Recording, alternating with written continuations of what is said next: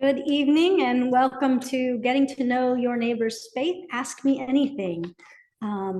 Thank you for joining us with the Marin Interfaith Council. And tonight our speaker is Linda Lang, who will be talking about her Quaker faith. Before she gets going, I'll mention a few things. If you would like to make a donation for the Marin Interfaith Council, please go to our website, which is often typed in as I say that. I don't know if it is. Oh, good. All right. And then just make a donation there. This is one of our 3 Wednesday evenings that we do something. The first Wednesday of the month, we have Release into Peace with Annie, which is a 15-minute meditation to kind of start your evening. The second Wednesday of the month, we have our monthly meditations, which are led by people from different faith traditions. And next month, we will have Layli First from the International Association of Sufism. And then next month here at Getting to Know Your Neighbor's Faith, we will have Lama Palden from the Vajrayana Tibetan Buddhist faith. So please join us in a month. If you have questions after Linda speaks, which she will do in a little bit, you can put them in the chat, or if you're here in person, you can raise your hand or flag me down if I don't see you. But please ask questions. So I will let you know a little bit about Linda and then let her get started. And I will say I've known Linda for over 20 years, so I'm very excited to have her here. So. Linda Lang was raised in the Catholic faith. Not content to be a cafeteria Catholic, she made a conscious decision to leave that church at quite a young age. She spent quite a few years unattached to any religious community. When her young daughter began asking the existential questions that most children eventually do, she decided to go on a search for a new faith community. In the fall of 1987, she got out the Yellow Pages and began making a list of churches in her area. On the second Sunday of visiting congregations, Linda attended her first meeting of the Religious Society of Friends, Quakers, at the then Lake Street Meeting House in San Francisco. She felt an immediate and deep connection. While she wasn't sure she fully agreed with all the Quaker testimonies, she sensed that she had found a people with whom she could worship and grow.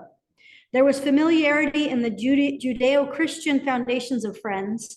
However, the tent was big enough to accommodate her beliefs, her doubts, and her faith evolution. Several years later, she applied for membership in the society.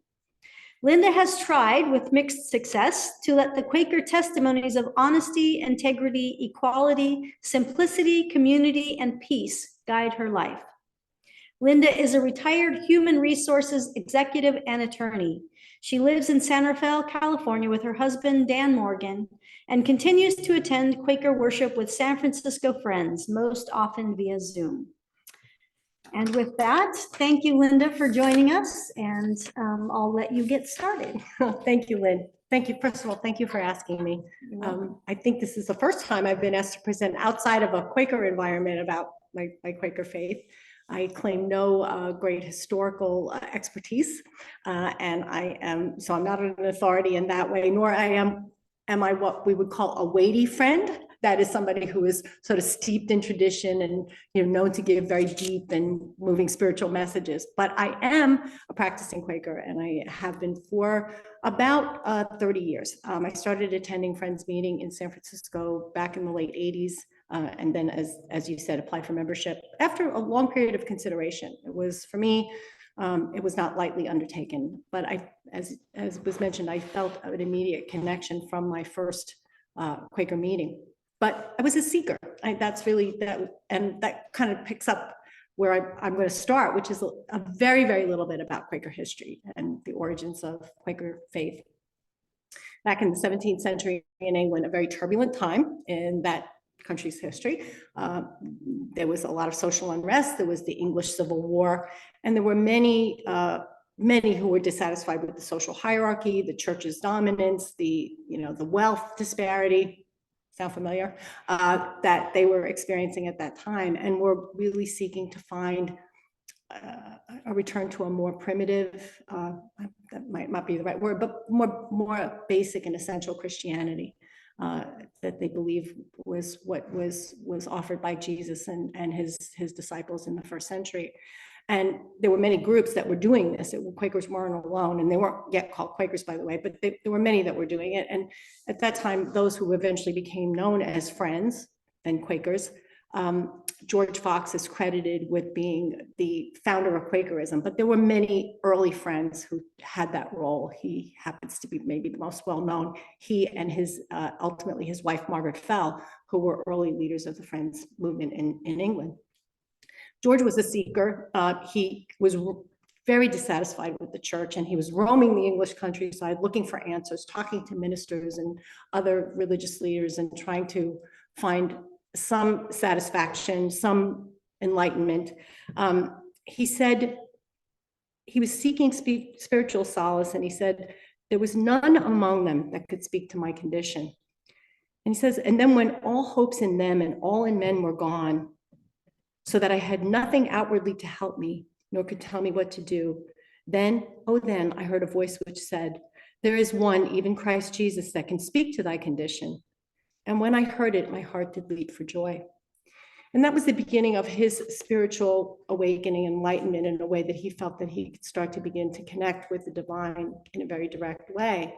And ultimately, that is one of the essential tenets of Quakerism, is that each human being can have a direct connection with the divine, without intermediary, without sacraments, without any third party, that we all are born and inherit that of the divine within us that can connect directly to God. So he continued to, develop his thinking around this, and it was an experiential faith. And as he gained more followers, these groups began to meet in various houses before they had meeting houses, and sit in silent, expectant worship, waiting upon the Lord, waiting upon that divine connection. And whether they ministered vocally or in prayer, in song, or the meeting was completely silent, all of those were considered a form of worship. And there was no pastoral care in those early meetings. They just gathered as equals. We have a saying in Quakerism: we didn't do away with the ministry, we did away with the laity, right? So it's like everyone was a minister, everyone became a minister. And in fact, just as a side note, one of the big attractions for me when I came to Quakerism was the idea that men and women were equal in the sight of God, and God was equally available to them to inspire, to minister, to prophesy. That was always, that's the tenet of Quakerism from the very earliest days. And there were many early Quaker women who were leaders in the Quaker movement and development. So the sect continued to grow in England. Of course, they were not very popular. They refused to pay tithes to the church. They refused to take oaths. They refused to take their hats off to their betters. They refused to use you. They used thee and thou and thine, which were the more casual forms of address.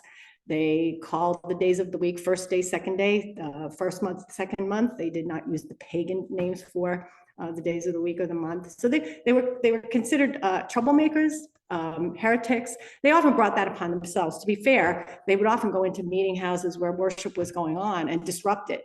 Not to start a fight that they would fight, but they would often get beaten up and get thrown out. Of course, many of them were jailed and persecuted, as were other groups that contained seekers that were opposing what they saw as the corruption of the church and this movement away from what early Christians had tried to develop and to grow. Eventually, most of us know a little bit about American history. William Penn got the charter for Pennsylvania, and the number of Quakers, came on over, and that was the first governmental administration that was based on Friends' testimonies and Friends' ways.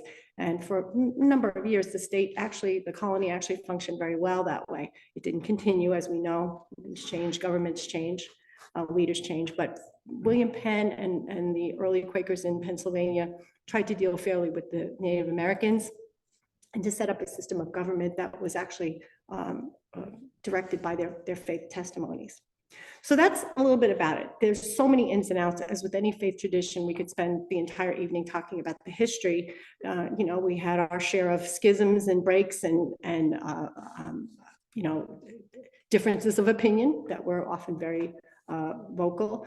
And today there are many branches of Friends and many flavors, as you would say. There, about 80, almost 90% of Friends worldwide belong to an evangelical branch of Friends or a pastoral care of Friends, where there is a pastor, and there is more of what we would think of as more of a Protestant type of service.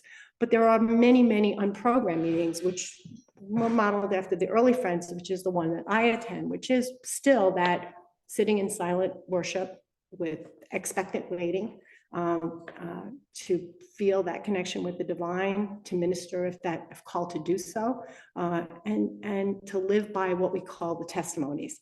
We don't have what you would think of as dogma or doctrine, but we have Quaker testimonies. And the testimonies is a great acronym called SPICE: simplicity, peace, integrity, community, and equality. And those are the testimonies that we teach to ourselves in our faith and practice.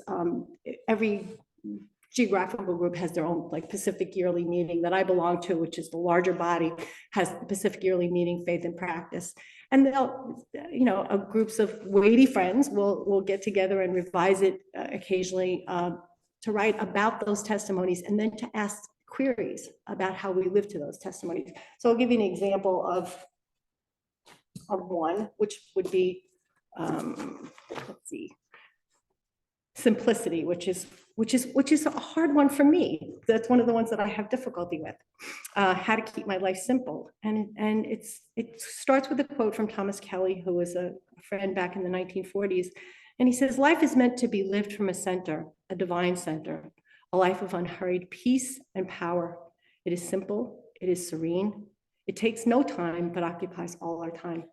And then it goes on to talk about what that means. And the questions then, the queries that are asked, are to make one, not to tell one what to do, but to make one ask oneself, how am I living to that testimony? So for instance, do I center my life in an awareness of God's presence so that all things take their rightful place? Do I live simply and promote the right sharing of the world's bounty? Do I keep my life uncluttered with things and activities? That's a tough one for me. Commitments beyond my strength and light, and so on. And it goes on to say, do I recognize when I have enough? And one for the entire meeting. Is the life of our meeting so ordered that it helps us to simplify our lives? So that's an example of a testimony on simplicity that Quakers would then consider, ponder, think about. We often read that at the first day of the month.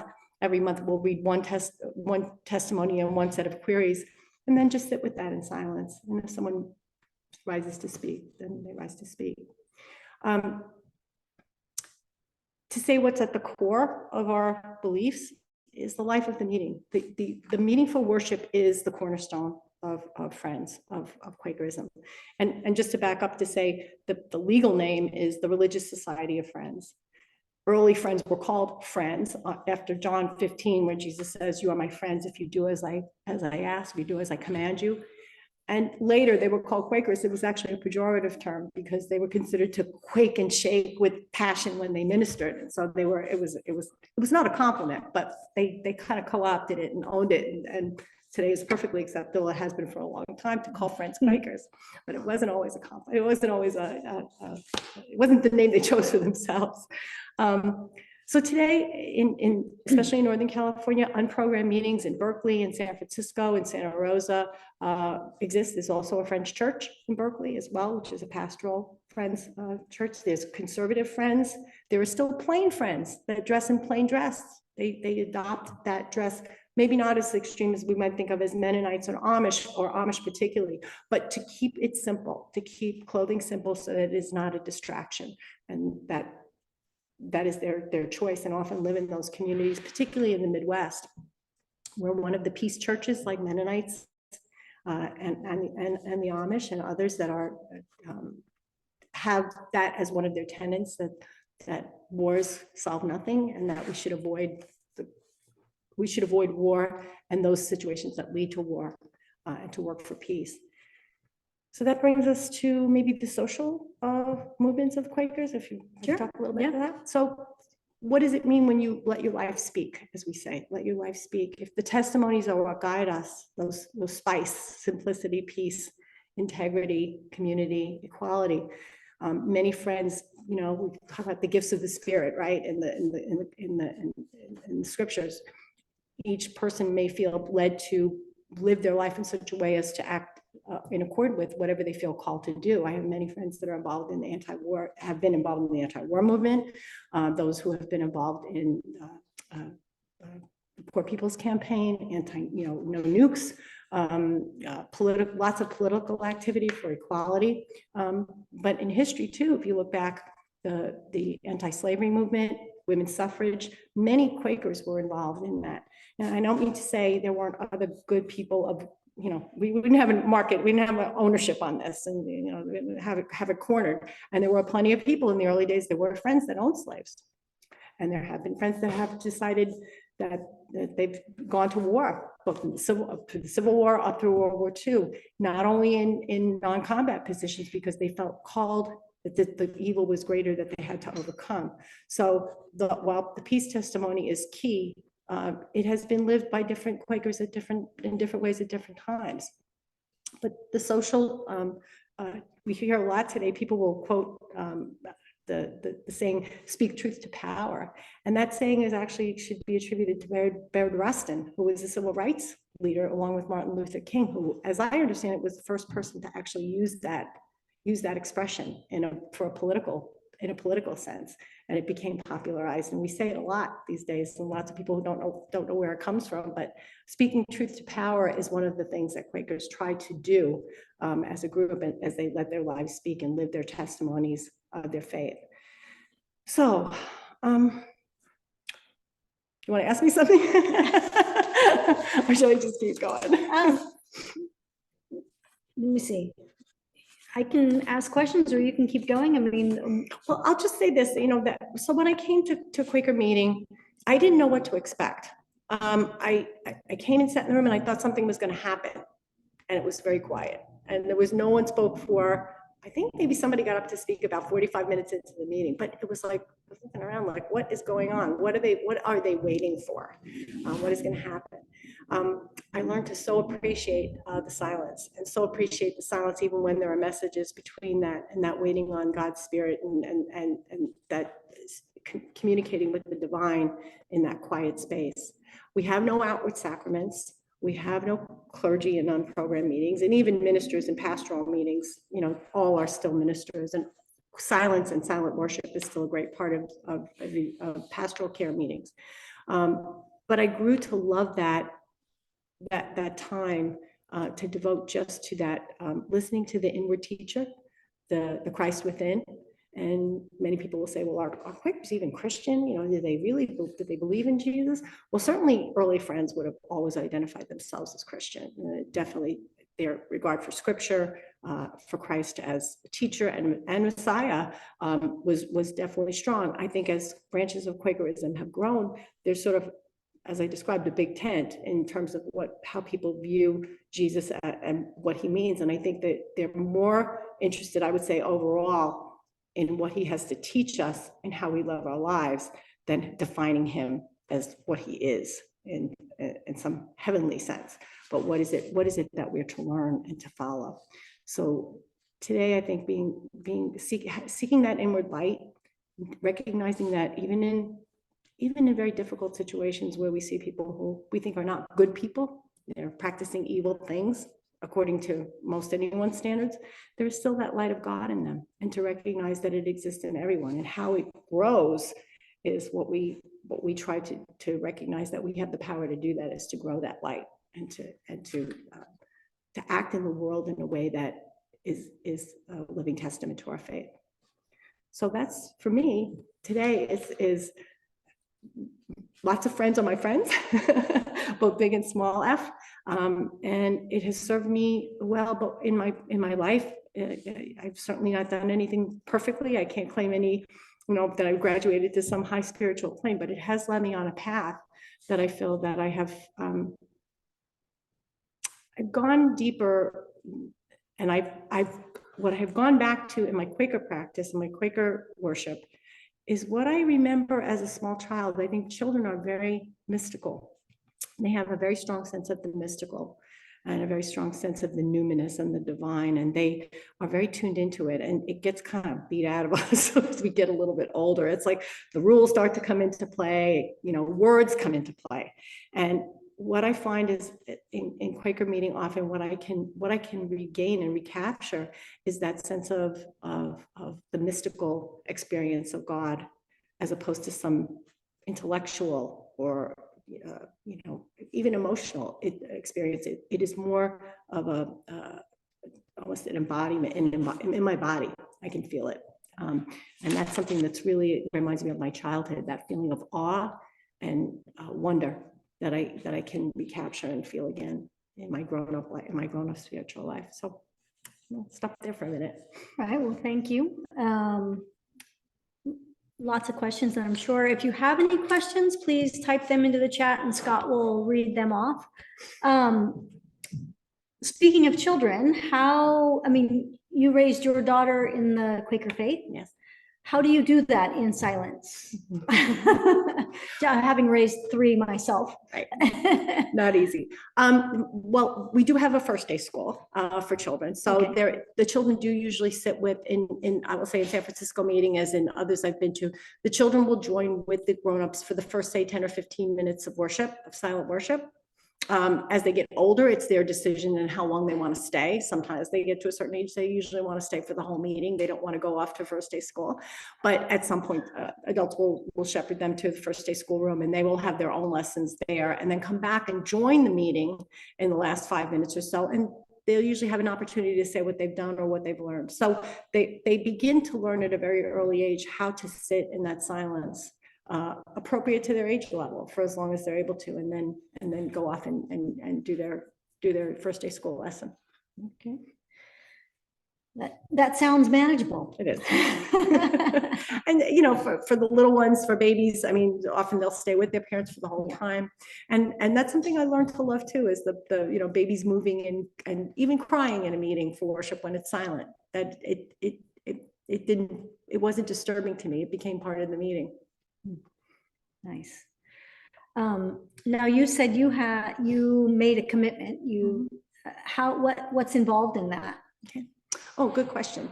So when I decided that I wanted to apply for membership, I wrote a very brief letter giving a little bit of my background and history, sort of like I did with the bio, but a little bit more in depth about my spiritual experience and growing up, and what both my struggles and what I felt were the benefits of my religious education, and expressed a desire to become a member of the Society of Friends. And that was received by the elders in the meeting, and a committee was formed to meet with me. And sometimes when it's called a clearness committee, meets with the person who's applying for membership. And by the way, we do this for a number of things. We do the clearness committee for marriages, when people want to get married. Dan and I had a clearness committee for our marriage. For people, sometimes we'll ask for a clearness committee for changing jobs, or being called to a new vocation, a new leading of the spirit, to sound it out with other friends to see if they're on the right track. So there's a lot of corporate, governance and guidance. But in the case of membership, I submitted that. I met with my clearness committee. They asked me many questions about why, how, what, and then they met to write a letter to the meeting as a whole to say that they recommended me for membership. And sometimes that happens after 1 meeting, sometimes after 3. I've seen it at least once where someone was asked to wait a while longer, that they really didn't express in a clear way why they wanted to be a member of the meeting, or didn't really seem to have an understanding of what they were getting into, what they were asking for. And so they were asked to wait and to continue to come to meeting for worship, and to study, to worship with friends, and then reapply again. That can be a little bit of a tough conversation. It doesn't happen often, but that's the process of applying for membership.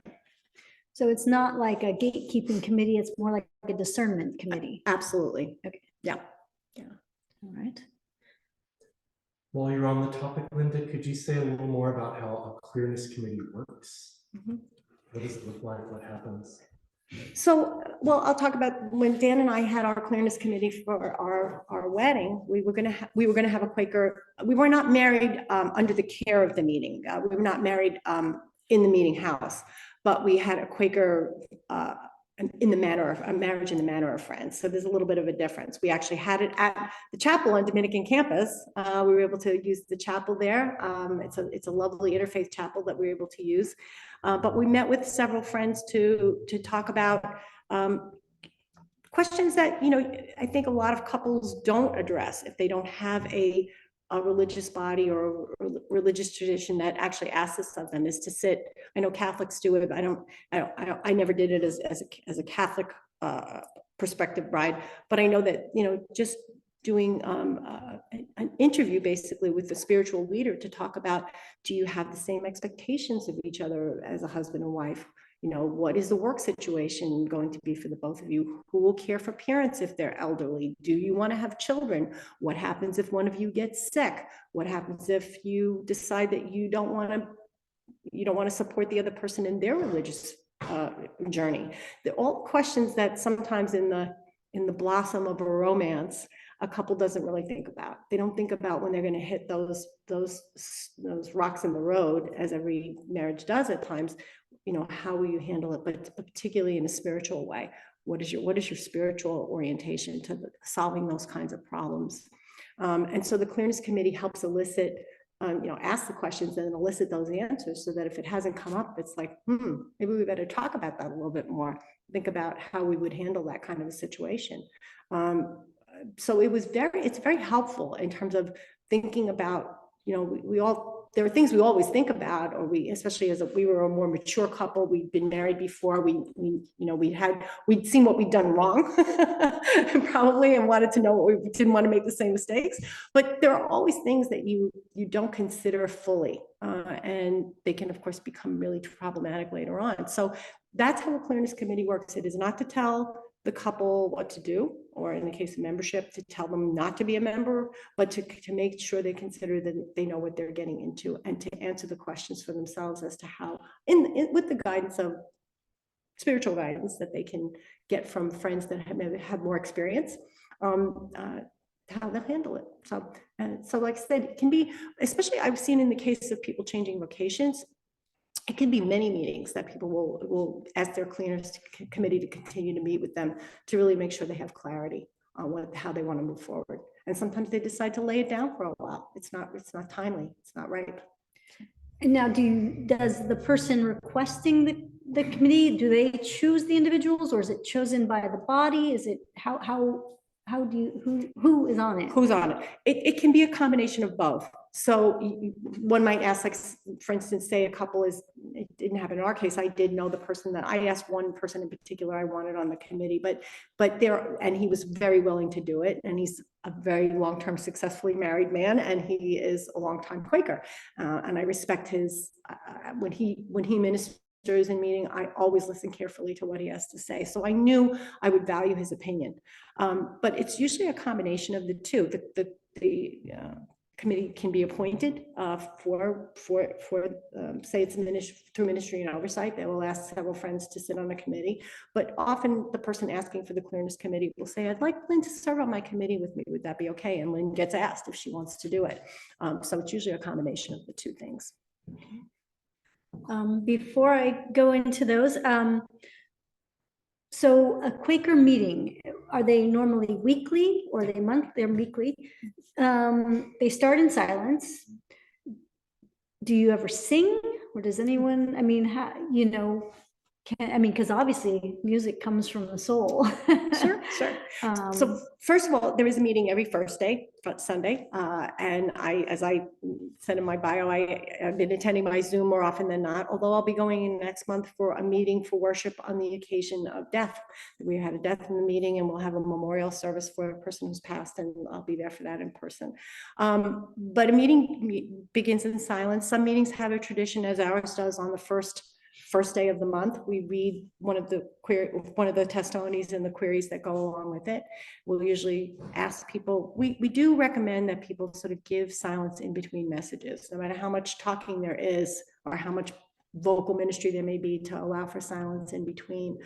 I have definitely heard people rise to sing in praise. I have definitely heard people rise to give a poem. It doesn't happen every week. It doesn't even happen that often, but it does happen. And that's how some people do minister. So there's no limitation on that. It's more often spoken word, but it's not limited to. And I will say that we've been very fortunate to have some really great musicians in our meeting. Dan and I went in last holiday season, not this one, but to meet with a group of friends to sing Christmas carols in someone's home, and had, she was playing the piano and other people were playing other instruments. So there is singing. I do miss that. I will say, my guilty pleasure is that I often go to services at Christmas and Easter too, because I like to sing, and that I do. I think I saw you at St. Stephen's You on did, you Christmas did. Eve one time. You did. They haven't kicked me out of Quaker meeting for that yet, though. So yes, I did. Does the Quaker Church follow a liturgical calendar, like Church of England or or Episcopal Church or the Roman Catholic Church? Or the short answer is no, because early friends, determined that every day was a holy day, and therefore there were no special feast days. There were no special days. They met on Sundays. I mean, you have to remember, early friends were farmers and and working people that had to often travel from many miles to sit, in a meeting house on a Sunday, and that was their day off. So that's when they met for worship. We do, and in San Francisco, there is a midweek meeting for worship as well, and that's something that this meeting just decided that they wanted to do. And there's a weekly Bible study as well. So there can be different iterations of both teaching and study and reading together and singing at times, when we've been fortunate enough to have musicians in our group. But yeah, so we'll start off in silence and end after about an hour, where the clerk of the meeting, which is a rotating position every several years, someone will be the clerk of the meeting, will rise and shake hands and break meeting, as we say, and then have announcements and refreshments after that. Did I answer that whole question? Or? Yeah. Okay. Yeah. It's no liturgical calendar or special days. And even in the early days, friends did not celebrate Christmas or Easter because they felt that was a very, it did not honor the fact that every day was holy and every day was God's day. I'd say we're a little looser on that. We probably do Christmas light, most of us these days, but there are friends who still don't. So it's by conscience and by tradition in that particular meeting. The tent is very big. The tent is very big. I imagine there are some questions in chat, so we'll let Scott say those. Could you say more about how you've seen your life change and grow through the Quaker path? How has the silence changed you? Well, I'll start with the end. Everybody who knows me knows that I'm a pretty high energy, pretty fast, I can be easily distracted and fill my days with lots of activity, things that I want to do. And certainly when I was working and traveling a lot for work, life extremely full, both professionally and personally. And one of the things that I really appreciated from the very, very beginning was that idea of slowing down for spiritual nourishment, of slowing down. I don't do it. I try to meditate for a little bit every day and I pray every day, but I am not great at just stopping. I'm not, I feel like I have two speeds. It's like either going or I'm asleep. And so for me, Quaker meeting was really, it was a gift, to be able to gather and to have expected to do nothing else but to sit in silence and wait upon God. Don't do any, nothing else is expected. That was a wonderful gift for me. And I remember, I don't know if my daughter is on Zoom tonight listening, and if she is, she'll remember saying this. I remember her saying to me when her kids were really small, that she really realized how great that was a gift to be able to just sit in silence as a young mother and not have to think about anything else but just being still. It is a wonderful gift. And so that has been an ongoing treat from Quaker meeting. But how has it changed me? It's kept me tethered even when I've been really busy and really even away from meeting for periods of time, to trying to come back to those things that are really important. We all say, I say, many of us say, oh, the material things are not important. No, in the end, you take nothing with you. All true. You bring nothing, you take nothing. And so sort of what you do in between in developing a relationship with a higher power, with the divine, it takes some dedicated time every day to be able to do that, to put that time aside to actually make it a priority, make it a relationship priority the way we would for any loved one. And I would say that has, along with, I would say, other tools that I have in my life for other areas that I work on, it has made that, even when I've done it imperfectly, it's always had me come back to it, that there is something there that is deep, mystical, and ties me back to that mysticism of my childhood in my adult life today. So it's also made me more conscious, I think, as a socially responsible person. And now that I'm retired, I am looking for ways to work on that. I'm at a place in my life where I can dedicate some time to some of those other issues that I didn't feel like I had time for before in any significant way. So I'm sort of, that householder stage where I don't have children at home, I don't have a job I have to get up and get to, every morning, or to get on a plane or be someplace. And I am looking for that next calling of what is it that I need to be doing. And I do credit my Quakerism with that, leading back to that, to, okay, what's next, God? What's next? Next question. What authors or books have influenced you, and who would you consider to be modern voices for Quakerism today? I'm gonna blank. I just read, and I will send you the link to post to this question about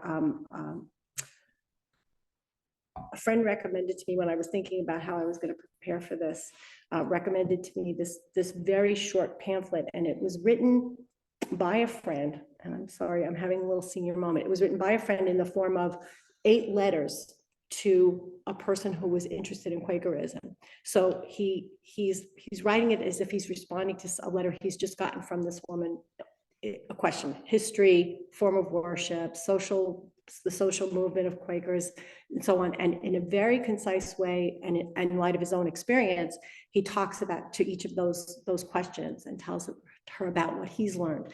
And I found it to be really, really helpful, because it blended both factual, historical, and his experience as in his spiritual journey and enlightenment. I brought with me, and I will give Lynn and you a copy of it, a very short flyer that was put together by young friends quite a long time ago. And it really just lists in one page, if you had to do the elevator speech on your faith, it kind of just puts it all on one page.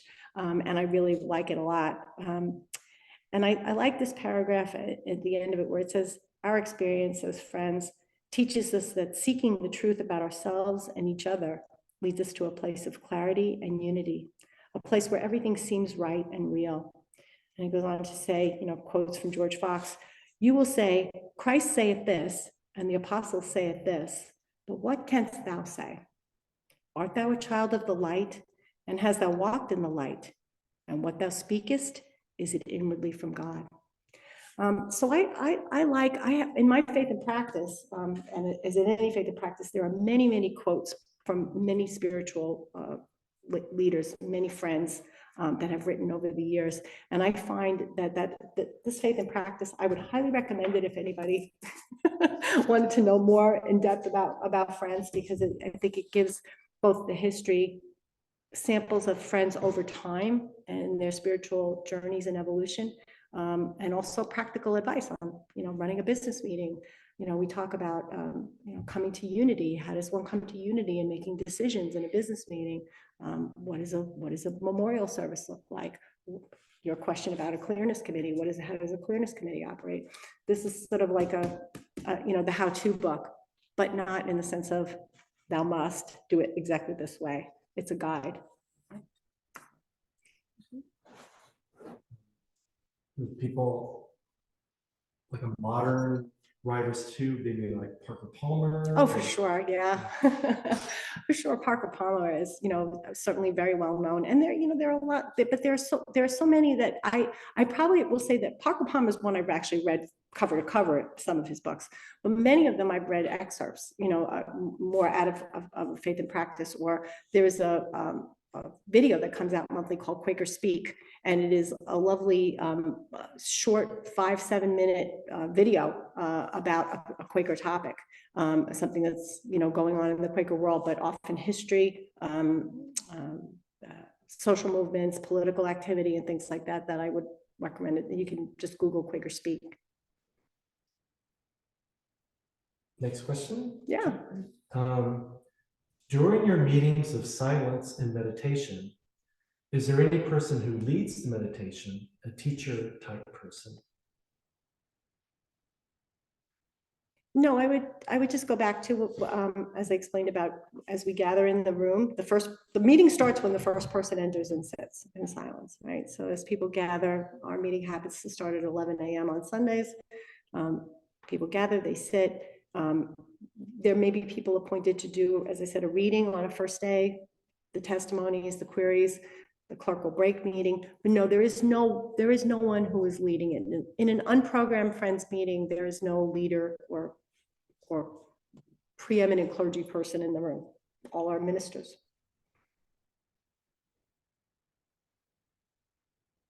And are there times when someone is moved to share, and it at least seems that what is shared is not spice? And what happens, if anything? Yes, that happens. It does happen. And, because it's experiential and people come over a period of time, they sort of get to understand, like anything else, I would advise anyone coming into a Quaker meeting to be there for a while, to listen to the messages, because I think becomes pretty clear to discern who is giving a message out of the Spirit and who is sort of giving a report about what happened in their life yesterday. And that happens. I mean, people, are newer. They don't really understand that yet, that it's not just about checking in, to stand up and check in on how things are going with you, or to give a political tirade about something. That I think the first meeting I went to, that happened. Actually, somebody got up, they were very disturbed about something that had just happened in Europe. This was in the late 1980s, and I don't even remember what the issue was, but it was to some people it was very disconcerting. I think I was too new to notice how disconcerting it was to some, but yes, it does happen. And I think we just listen with love, listen with patience. People have been eldered on that. If it continues to happen where the message is really not, we like to tell people, is the message just for you? Are you hearing a message that's just for you that doesn't need to be spoken? Or is it a message that needs to be spoken to other people? And is it coming from a place of spirit? So that happens over time, that people begin to understand how that works. So yes, and it's, just try to be patient, loving, listen out. And I think it only happened maybe once or twice. As in any church or any congregation, you can have someone who has some mental illness issues that stands up and just speaks for, and people have been eldered to, come out of the room and doing a cup of tea and, just calm down. But it hasn't happened very often. And most people, I think, pretty much come because they want that silence, and they're not really looking to have a lot of talk. They're looking to listen. That's my experience. I think this segues to the next question, similar. Can you please give some examples of the kinds of things people share when they do speak in meetings? Is it generally personal, experiential, embodied, theoretical, philosophical? Please give some examples of the kinds of things that people share. Well, I'd say it's probably all of those at times, but I would say it is often something that maybe someone has read something, maybe they've been reading some scripture, right? And they are meditating on that scripture, and they're trying to discern. What did I back up? I'll say something that I shared a couple of weeks ago. I've been trying to get through the Psalms, all the way through the Psalms. Psalms are tough. The Psalms are very tough because they are, you know, we all know the lovely passages where we're praising God and how, you know, glory to God and everything's wonderful. And then there's just as many Psalms that are talking about smiting your enemies, ripping out their tongues, throwing them into the pit, killing them. I mean, there's all of that in the Psalms. And it's so, I was reading them and trying to, and I'm using a translation of the Bible called The Message, which I recommend. I really like it a lot in terms of just from modern reading to, and it makes me laugh too, because it's just that the authors have taken some good liberties, I think, in terms of their translations. But what I was trying to do was to say, okay, Lectio Divina, what does this mean for me? You know, what does this passage mean for me? I don't usually want to go rip somebody's tongue out and throw them off a cliff. So what is it? How do I get something out of this scripture reading? And I was moved to share about my dilemma in doing that. And I said, I found places where I can read those verses and I can turn it around and say, you know, that enemy, when it's that enemy that they're talking about and that David might be talking about in the Psalms or the author is talking about, I can see the character defect in me that is the enemy. I can make that the enemy instead of something external that I'm thinking about. You know, I can see that that's the enemy that I'm fighting, or that's the enemy that I'm trying to conquer. It's something within myself that I need to change, redirect, refine, make better. And so I was trying to sort of, you know, and people did actually talk to me afterwards about it, and I found some helpful comments from friends afterwards about that kind of reading of the scripture as to, you know, so how do we make it come alive for us today? If the word of God is alive and, you know, and teaching us something today, how do we take things that seem anachronistic or violent, or, you know, that's not what I think I'm supposed to do as a Christian. How do we take that and make it meaningful for us? And that was something that I was ministering about because of my own reading and my own dilemma over that and trying to reconcile it. So those are the kinds of things people may speak about. They may speak about their social, you know, work in, not in a political message so much as something they're trying to do to promote peace, or difficulty that they're having in reconciling, you know, a work situation with their innermost feelings of God's leadings. So it can be teaching moments where people they've absorbed something for themselves and then they're trying to then share it with the larger congregation, or it can be, when pointed out, occasional psalm, singing, prayer. So it's all above that you've mentioned. And I had the luxury and the gift of having some very, very weighty friends when I first came to San Francisco Friends Meeting, that their ministry was always spot on in terms of what I needed to hear, and thoughtful and not ego driven. And that was very helpful to me in learning when to discern to speak or not. When is the message just for me in my heart, and when should I rise and speak? I had good teachers to do that. Just to follow up a bit, so it sounds from what you just shared, thank you for all that. It sounds like that after the meeting's over, there might also be some follow-up or some dialogue about what happened in the meeting. Mm-hmm. Yes, I mean, I don't think people need to come and comment or critique a ministry. I mean, that's not, we don't do that. I mean, I think if something was really inappropriate, maybe it would be decided by ministry and oversight to speak to that person if somebody was really inappropriate in something they said. But no, more about, thank you, friend, that meant a lot to me, or I was thinking along similar lines, or sort of an afterthought, something that the person felt didn't rise to the level of ministry in the meeting for worship, but that they wanted to comment on later on in a one-on-one or a smaller group. Yeah. Next question. Sure. Yeah, go ahead. You mentioned that you can feel the results of your spiritual practice in your body.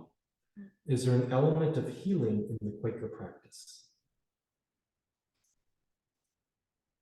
Are we talking about psychic healing versus like physical healing through laying on of hands or something like that? I'm not sure I understand the question. it sounds like there's a sense of I don't know. But it sounds like the Quaker practice that you talked about, feeling it in your body. Mm-hmm. And is there any tradition, I guess, in the Quaker tradition of any physical or psychological healing that comes from worship, that comes from?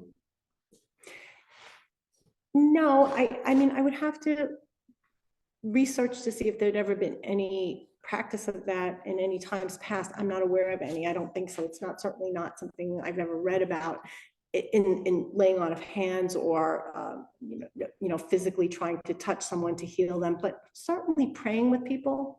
There's a tradition of that, as in many in most faiths, of praying with someone who asks for prayer for healing, whether it's physical or mental or spiritual healing, and asking, as in my prayers, not so much that, hey, God, do what I want you to do, but I pray for that person to have strength to deal with whatever is coming their way, whatever God's will is for that person. And I don't believe God wants us to suffer, but if the human condition leads us in that direction, that God helps them deal with whatever that they need to, whatever strength they need to have to deal with it. So no, there's no tradition of laying on of hands or in that sense of coming to the altar to be healed. No.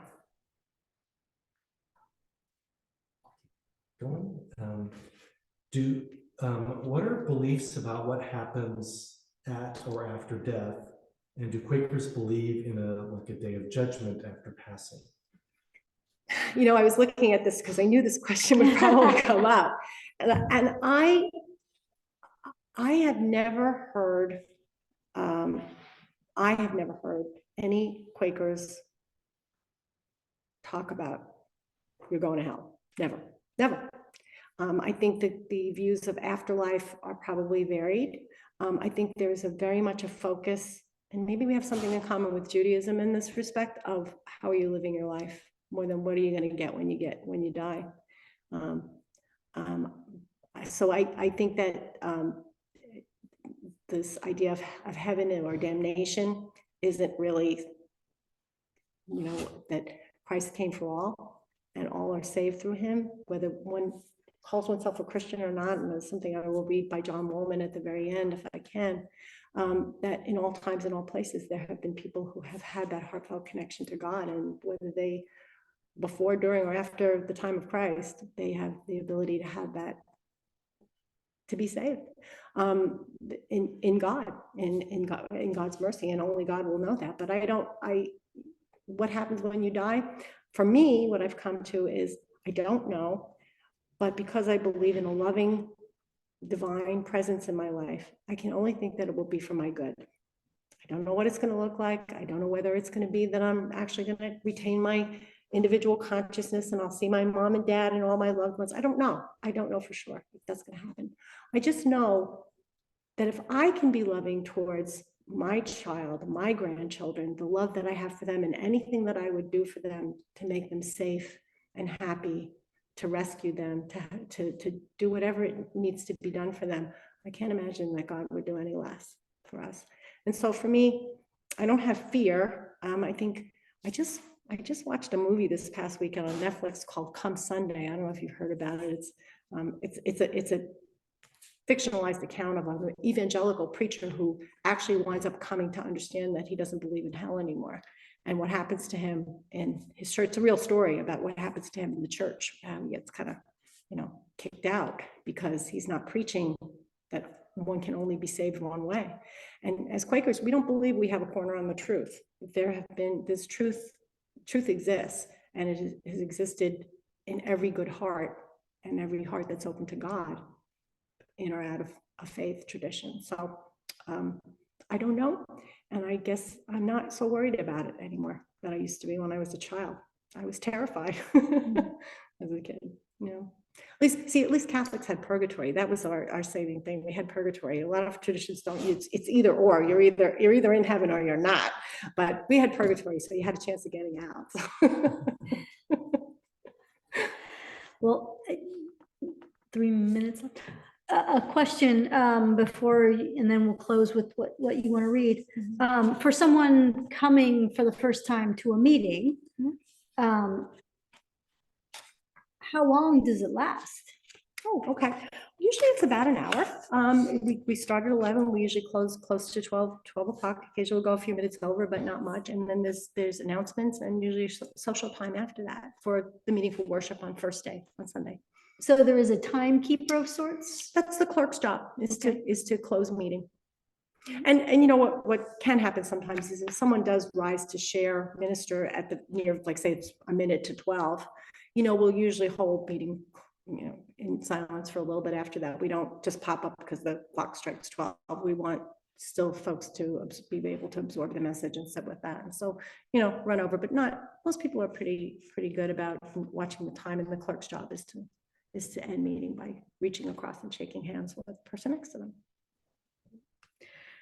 So that's how meetings end, was just shaking hands with the person next to them. Yep.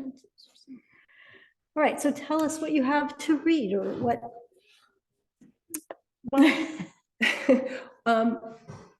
Again, because the heart of the Religious Society of Friends is the meaningful worship. That is the key. That is the cornerstone. And out of that grows everything else, through the testimonies, through the queries, to lead someone to right action, right living, better understanding, closeness to the divine. And because we don't have a corner on the truth, and we don't believe that there's just one way to be close to God, or to be saved, if you want to use that term. John Woolman, who was a colonial Quaker, you know, who is someone I've read some, and I would recommend him if anybody wants to look him up. He said, "There is a principle that is pure, placed in the human mind, which in different places and ages has had different names. It is, however, pure and proceeds from God. It is deep and inward, confined to no forms of religion, nor excluded from any, where the heart stands in perfect sincerity. In whomsoever this takes root and grows, of what nation soever, they become brethren in the best sense of the expression." So the connectedness for people of all good hearts, and who have reached out maybe without knowing a name of God or any name of God, but have that in their heart, that heart stands in perfect sincerity with the divine, are all brothers and sisters. So that's my faith. Well, thank you, Linda. Thank you. I mean, I've known Linda, as I said, for 20 plus years, but never listened to your faith. So thank you. Thank you. And I'm glad all of you got to join us. So next month, we will have Lama Paldun from the Tibetan Buddhist tradition. And I hope you will join us on April, the third Wednesday in April. Let's just go there. 17th, I think it is. So, yes, I think it is the 17th. That's right, 17th. All right. So thank you. Thank you.